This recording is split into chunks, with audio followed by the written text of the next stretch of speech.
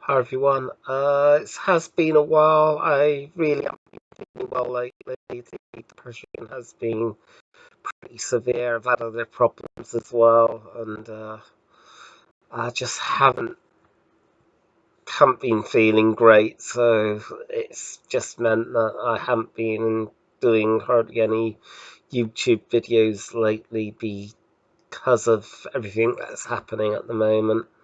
So it's, once every 4 to 6 weeks, I think is the average now.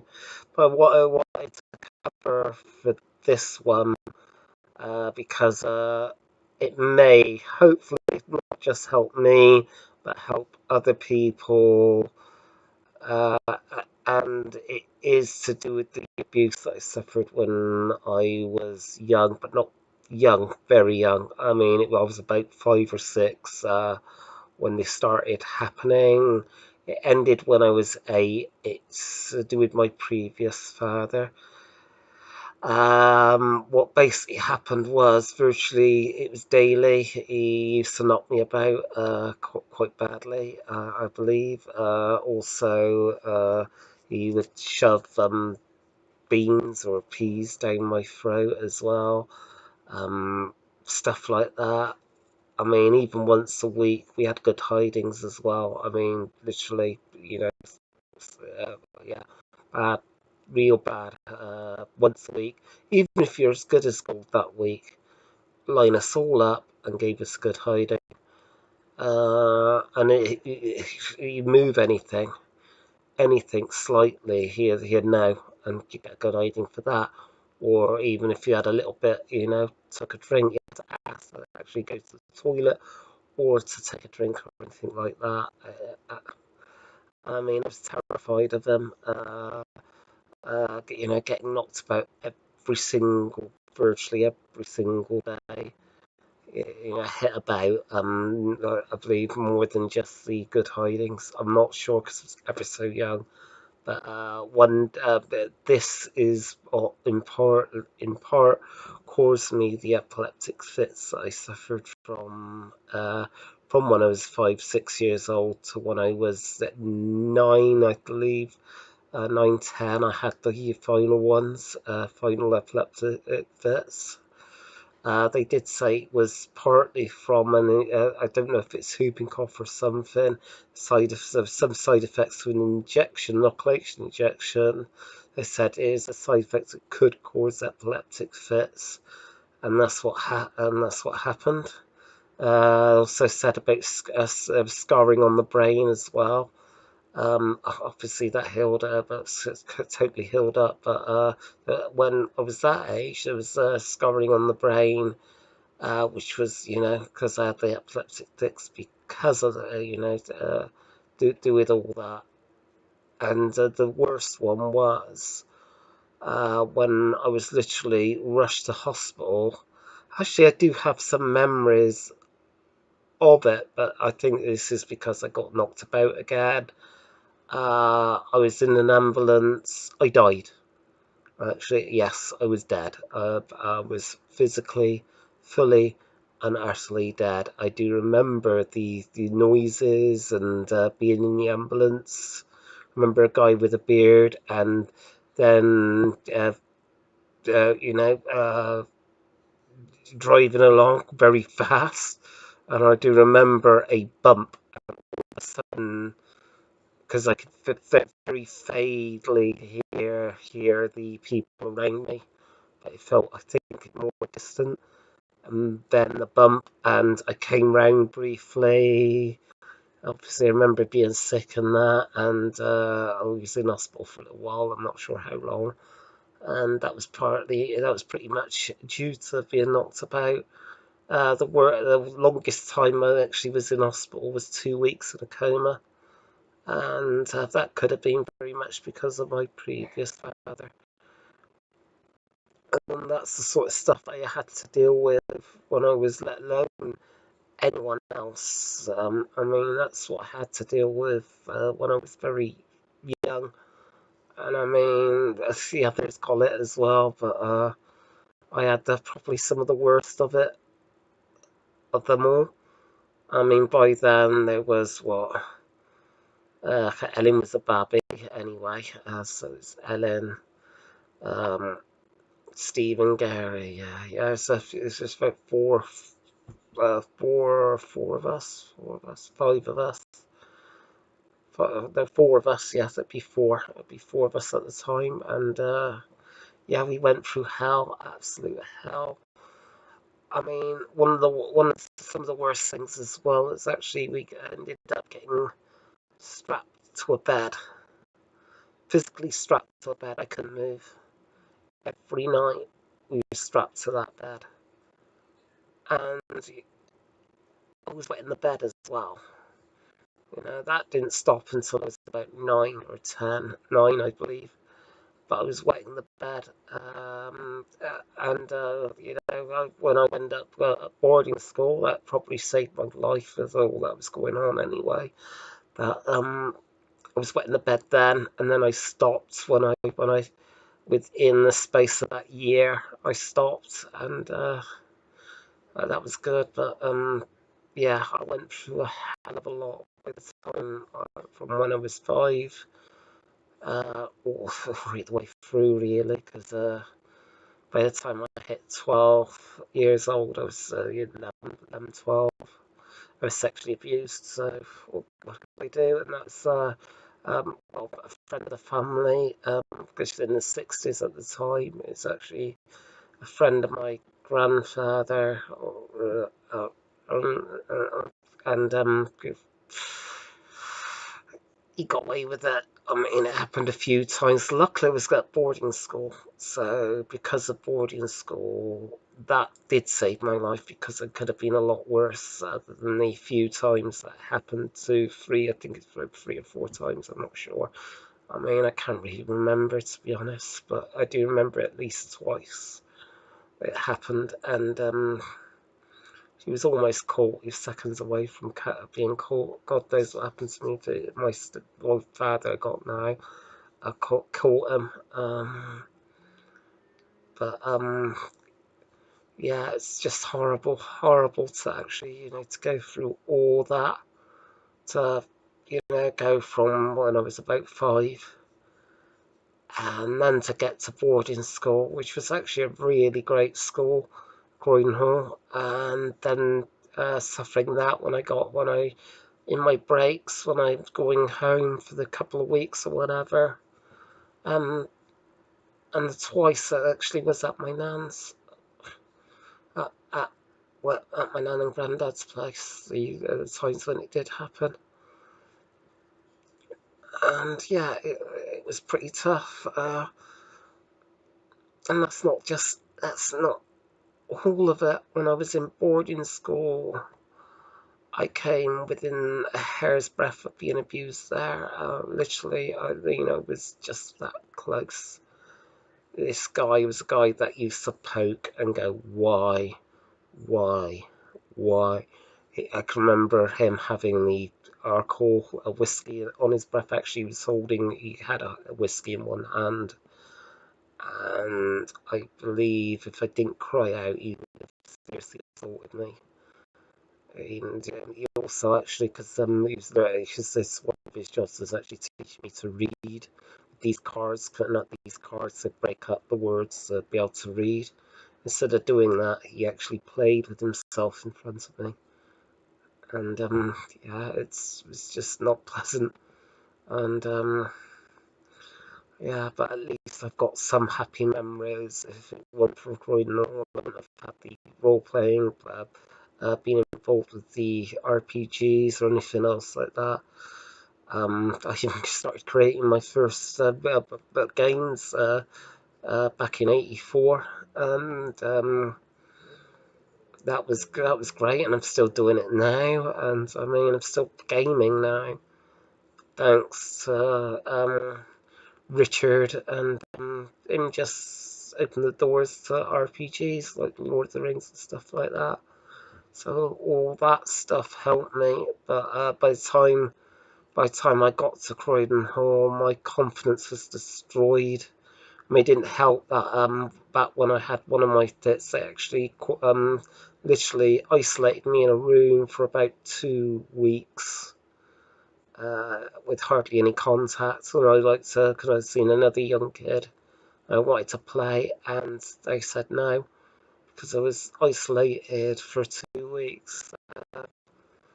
Because I don't know why, I don't remember why, but yeah, that wasn't great.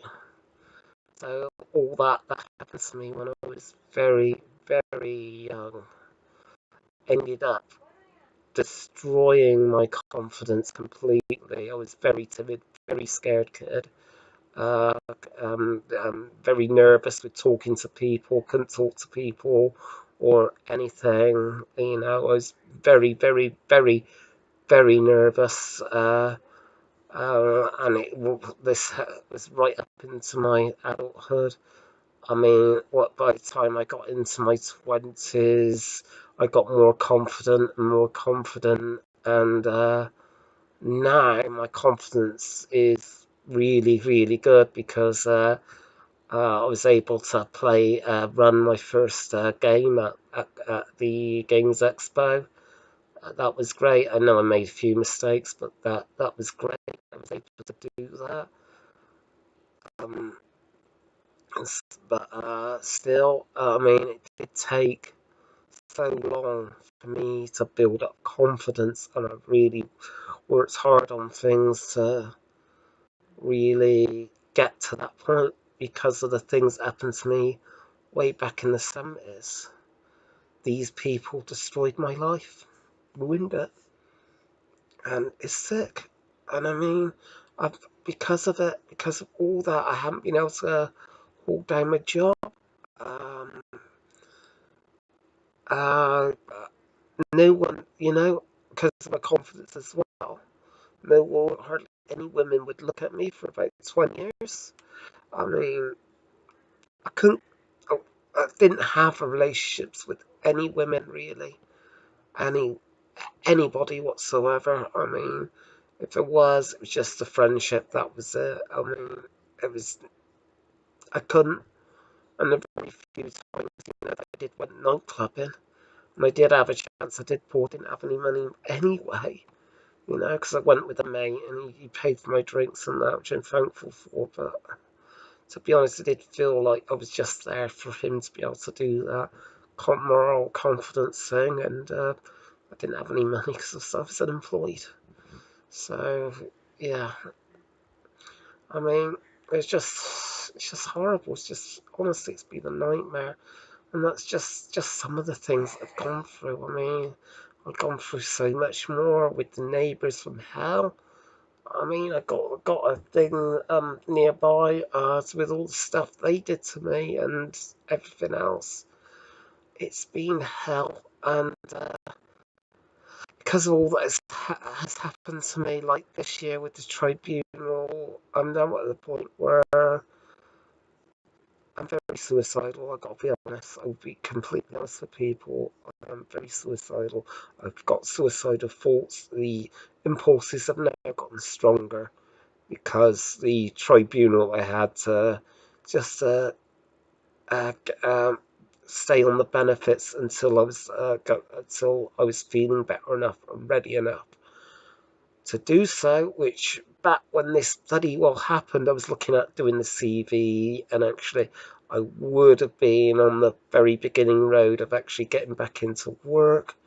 All this now has set me back. So I mean, I've got it's just things have been delayed with it, and I'm just not all well as well because I've got the colitis as well. So, and I do apologise. This is so downbeat, but I've had bleeding there, very serious bleeding. So I've got to have an investigation next year, and I'm just waiting for test results as well, and just see what is happening, what's going on, and hopefully I'll get to the bottom of this. Also, there is good news because this year I did actually do a low mood workshop to do with my depression. That helped a little bit, helped me manage things. I do realise I ruminate a lot and stuff and overanalyze stuff and things like that. The thing is, even with me not thinking of anything, any anything whatsoever, I can still get those suicidal impulses. And there's not much I can do about it, because now I'm at a point where uh, I'm actually going to be having counselling, hopefully next year. The only thing is, I'm on, I'm on the waiting list for the waiting list. So I've got to wait till February to be put on the waiting list, and then from that, I've got at least a 6 month wait. So I might get counselling before I'm 50. I mean, it should be next year, but I mean, it's just ridiculous. I do feel in Bristol at the moment, to mental health, it's not as good as it could be. It should be a lot better than this, because of this worst government in history of this country, in my personal opinion. I mean, there's been severe cuts, and I believe that's not helped, but I do believe other parts of the country are faring better with the mental health needs here, which is really, really poor at the moment. To be honest, I'm doing my best. I'm managing each day as it comes. I've actually been able to start reading again, so I'm reading a little bit more, which is good, and I'm doing a bit more painting and stuff like that. It just hasn't been. It's not easy for me. Every day is pretty hard, and I'm just tired now. I'm really tired. I haven't got the energy, physically or mentally, the energy to make it through much longer. Um, I just don't know if I'm going to be even around in a year or two, because these suicidal thoughts. I'm hoping that, I can get myself better, get through Christmas. Hopefully I'll start picking up with support from family and friends. I've got some really great friends. I think everybody that I've known, through YouTube, ever, anybody that's said kind words and stuff, because you've been a really great help. And yeah, this is a tough one. And to be honest, yeah, I couldn't have managed through without the support that I've been getting, which has been really great. And hopefully as well, I'm just due to start a Pathfinder campaign, so I'm going to put my energy when I can focus on that. So that's the other thing, and I know it's just going on a bit with support. My focus isn't too great. I can focus for a bit and then it goes. So I do find wargaming quite hard at times, where I miss obvious things and make some bad moves because I can't focus and concentrate. I wish I could actually,